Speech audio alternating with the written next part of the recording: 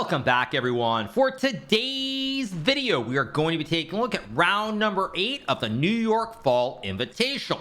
Now, I covered this event yesterday because Levy Rozman, the famous YouTuber and aspiring Grandmaster, jumped into action in round number 6 as one of the players had to withdraw. So Levy drew his first game against the Grandmaster-elect Brewington Hardaway, who's going to become the second African-American Grandmaster. In round number 7, he had a very boring and short draw against Ilya Nizhnik, who clearly was not interested in playing a game with the black pieces. They drew that game in about 14 moves. However, in round 8, Levy is playing against Isik Can, an international master from Turkey, who is rated 2508. And with Levy having the black pieces, surely the Turkish IM wants to crush him. All right, so let's jump right into the action. Levy playing with the black pieces, and the game starts out with the move e4. Here, Levy plays c5, we get knight to f3, and now we have knight c6. Now, I have been quite critical of Levy in the past. I feel like he's stuck around with this Caro-Kann defense a little bit too long. He's sort of run out of ideas, and it feels like people are super prepared for it, and he needs to make some changes.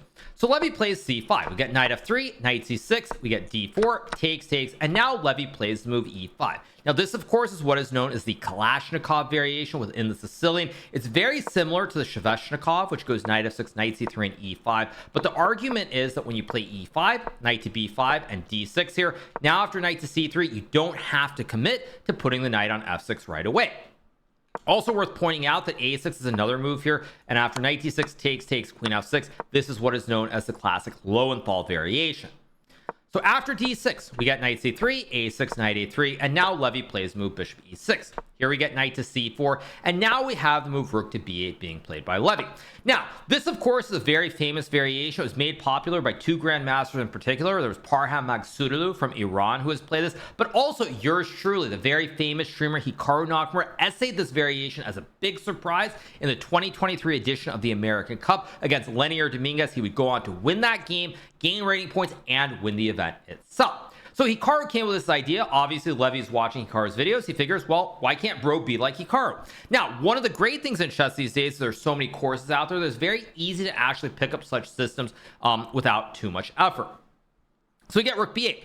Here we have a4 being played by Isik Can. This is already starting to deviate from my game against Dominguez. We get knight to f6, and now we have bishop g5. And here Levy plays the very thematic move knight to b4. Now you're probably wondering, why am I saying it's thematic? The reason it's thematic is once white has played a4 to stop black from thrusting with b5, now you want to play d5 and open up the center of the board as quickly.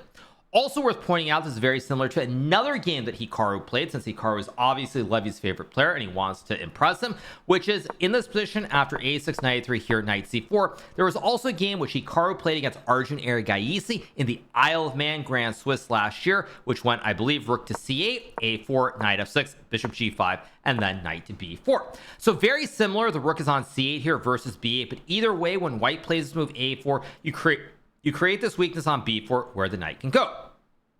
So back to the game. We get this position after knight b4. Isik Can plays knight to e3 here. This is a move designed to try and prevent black from playing d5. Levy plays rook to c8 here. We get the move queen to d2, and now we have bishop e7. Now, one thing I'm going to be critical of is the time usage from both players. Levy using way too much time on this move bishop to e7, spending over 20 minutes, or just about 20 minutes, I should say, on this move. This is a situation where you really need to make a decision a little bit quicker. And what do I mean by that? There are really only two moves you should consider here. Either bishop to e7 or this move queen to a5. Now, the reason queen a5 makes sense is that it's going to guard this knight on b4. If white plays something like knight to d5, for example, after takes, knight takes c2, it's spaghetti-o time. You're getting forked, and you are going to lose the game. The other reason queen a5 makes sense is it guards this knight, as we'll see, which is why bishop e7 has one drawback. After bishop e7, we get takes, and now we have the move knight to b5 being played. Now, what Isik Can is going for here is he's trying to win the pawn on d6 and fork the king and the rook here, but also he's attacking the knight on b4. So if black takes the free horse, then you simply take the horse on b4, and the show goes on. Levy decides here to play knight takes pawn. We get knight, takes, and now we have the move king e7. So not only has Levy tried to impress Hikaru by playing his openings, Levy has now decided to also play the bomb cloud in this situation. And there's a very famous saying that goes, imitation is the sincerest form of flattery, and I am very flattered that Levy thinks he is me. So we get king to e7. Now this move is okay. Black can also play king to f8 here. The argument for putting the king on f8 in this position is that if white were to castle, you can go bishop to g5, queen guards the bishop, and you stop white from ever using the c file. However, Levy plays king e7 here. We get to move castles, and now Levy plays this move d5, trying to break up the center by pushing p. Now in this position, Isik John used, I think he used nearly 20 minutes on this move. I did not like the decision to castle here. I thought that knight to b4 or knight to e3 both made a little bit more sense, specifically their drawbacks to each move. If you go knight to e3, you allow bishop to g5 here, pinning the tail on the donkey. And if you put the knight on b4 here after black plays something like queen b6 and castles, now you can go rook to c5, and white is unable to get this position, which is what you want, with the queen on d5 hitting all the pawns. So after rook c5, you can't really put the knight on d5. Black is going to put the rook on d8 or c8, and it looks like black should be completely fine. Whereas if you go knight to e3, just to illustrate one point, let's say black goes queen b6 and castles. Now you cannot go rook c5 because there's b4 kicking the rook out of town, and then you get your setup with knight d5 and creating this classic sunray with the queen in the center of the board. So instead we get castles, and now Levy correctly plays d5 here. He's trying to open up the scopes for the two b's here, trying to bring his piece into the game, and here the game continues with queen b4.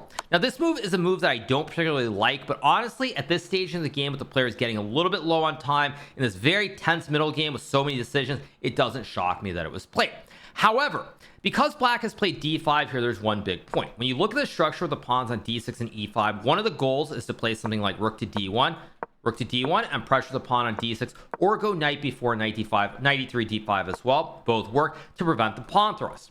However, once Levy plays d5 here, what black wants in a perfect world is to get some position like this where the two b's open up on the diagonals, and black is doing very well. So the reason I mention that is here white has a chance to transform the position completely and play rook f to d1, pressuring the pawn on d5. If black were to take, you go queen b4, checking the king, and this basically is checkmate in two. You block, I take, you block, I take, and your king gets stuck on e7. This would be a bomb cloud gone very wrong. So after rook d1, black should play d4, but now white can go knight to b4 with the idea that after queen b6 and knight d3, you blockade this pass pawn and you pressure the pawn on e5, but additionally, this bishop on f6 is suddenly very passive. It really has no scope anymore, so it looks like a big pawn. And white actually has a little bit of advantage in this position if this were to occur. But again, it's very difficult to do this, especially when you've spent so much time in the last couple of moves. Both players getting low. Surely Isik John is aware of the legend that is Levy Rozman when he gets into blitz situations based off all his crazy wins in Title Tuesday. So we get queen b4. Levy plays queen to d6, and now we get the move pawn takes pawn being played. After pawn takes pawn, Levy decides to play rook takes c2 after a very, very long think once again. Now, rook takes c2, a very important move to play here, because if you were to play bishop takes pawn, which looks like the natural move, now there's knight to e3, trying to do the classic Botez gambit, except in this case, it actually works out. If you sack the queen, there's knight takes bishop, forking the king and the queen. You move the king, I take the queen, and now I simply have an extra pony, and I'm going to win the game. Additionally, you have to be very careful because if you play a move like rook to c5 here to guard the bishop, now the knight jumps to f5, forking the king and the queen once again, and you simply lose the game. So the only move that black can play here is bishop to e6, trying to stop all of D's forks from the knight. But now after queen to e4, you pressure the pawn on b7. If black plays rook c7, there's even rook f d1 here, and suddenly this bomb cloud king in the middle of the board is very weak. So Levy decides to play the move rook takes knight. Now I do think that when Levy played this move, he actually missed the next move that Isik John wanted to play, which is why he spent 20 minutes. I expect Levy thought takes, and something like b3 and rook to d8, trying to create the double kebab on the 7th, would have been an easy draw, because here white can play something like bishop c4, king e7, let's just say rook d1, takes, bishop g5, and after g3, rook c1, the towers come off the board, same number of pawns, opposite colored bishops. Very, very boring draw. So I think Levy spent so much time because he did miss the next move, queen to e4, where you're suddenly attacking the rook and the bishop at the same time. Now, luckily for Levy, he has the move bishop to f5 here, which is the only move to not lose the game. If Levy were to play rook takes pawn, for example, after pawn takes bishop, suddenly the diagonal is opening up. If you take, I take. After king f8, I can just go queen to a8 check. I cover the e8 square. You move the king, you lose the rook, and you lose the game. So bishop f5 is the only move here because you're attacking the queen, but you're also guarding the rook. We get queen takes bishop, and now Levy takes the pawn on b2. Here we've had a big transformation where material remains even, but now white has this blockaded pass pawn on d5, and black has 4 connected pawns on the king side. But luckily for Levy, his bomb clouded king on e7 is actually very secure at the moment. So here the game continues with the move rook a to e1, and this is a mistake here. If I were playing with white, I would consider either rook a c1 trying to claim the open c file, or rook a b1 simply trying to trade off a set of rooks. Now, the reason that I would go for this is that here there is actually one long-term danger for white, which is that if black can get something like rook to d8 just to set it up, queen f3, king f8, rook e1, king g7. If you get this setup where you've activated the rook, the king is very safe in this fianchettoed structure here, and you have the pawn on e5 guarded. Now d5 is a big weakness, and down the road you might even be able to go bishop e7, f5, something like e4, and bishop f6, and now you've got the open diagonal, you have bishop d4, and all of a sudden with the connect 4, the active rook and bishop, black is going to be very close to winning. So there's very serious long-term danger in this position for white, which is why you should try to trade off the rooks. Instead, we get the move rook a e1. Now, the reason Isik John plays rook a e1 here is his idea is simple. He wants to go for this move f4, attacking the pawn on e5, going after the king on the open file. If he can somehow take, for example, now both of the files are open and white is completely winning.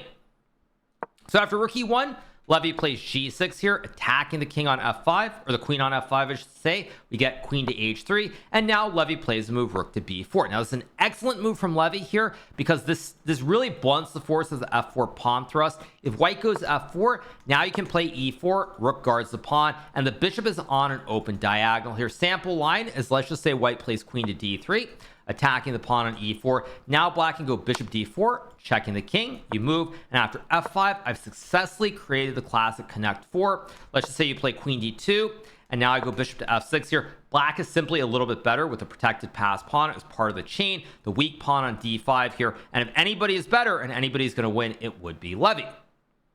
So after rook to b4 here, Isik John plays the move rook to d1.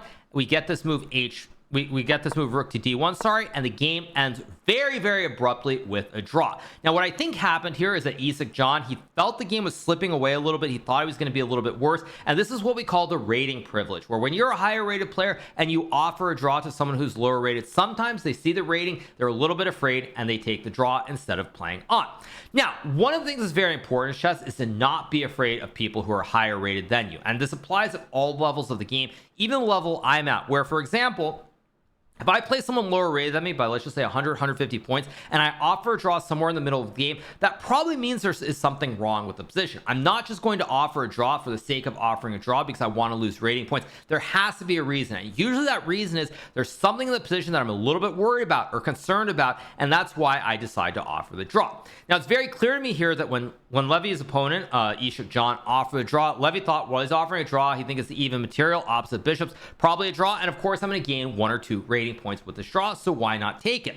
However, if Levy had chosen to play on here with a move like h5 followed by rook d8 and king f8, king g7, I'm going to give you guys a hot take. I think Levy would have gone on to win this game for the simple reason that Levy is a much better blitz player, first of all, and then secondly, black's moves are very easy here. If we look at the position, let's just say you go rook d8, black wants to go king f8, king g7, white has no obvious plans. You have to worry about protecting the pawn. You can't push anything on the king side here. Bishop is glued to the pawn on a4, and Levy, I think, would have won this game.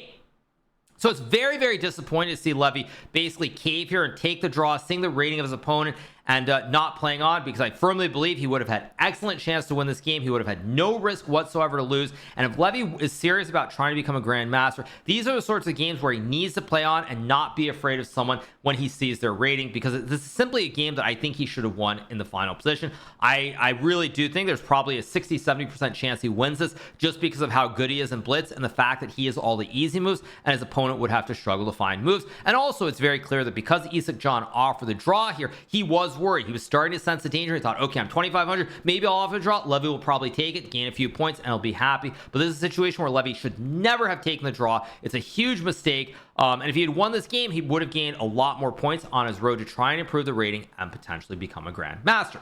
So, very disappointed to see this from my standpoint, because I do think Levy should have won this game. That being said, of course, he played a very solid game for the most part, makes a draw, plays a new opening, takes his opponent by surprise, showing wrinkles, showing some creativity. Definitely something that Levy needs to do if he wants to have success as he tries to climb closer towards the Grandmaster level. So pretty exciting game. Some moments would have been even more exciting if Levy had gone on to win, would have made more hype, but sometimes it is what it is. But I do hope that Levy will learn from this, and when he plays against some GMs in the future and they offer him a draw in a position where he thinks it's about equal, he uses his brain, he steps back for a second, he thinks, and he realizes there's probably a very good reason they're doing it, and it's that they think they're worse or they're actually very concerned. And it's not just that they're offering a draw out of the goodness of their heart because they want to gift 1 or 2 points to Levy. All right, so on that note, I hope you guys have enjoyed this recap from round 8 of the New York Fall Invitational being held in New York City, New York. If you are not already subscribed to the channel, make sure that you smash that subscribe button below, and we'll be back with a recap after Levy's 9th round, assuming it's an exciting game and not a 14-move draw, that he will play, I believe, against International Master Justice Williams, who is also from New York. So hope you guys enjoyed it. Have a great rest of your day, and I'll see you very soon. Have a good one. Bye.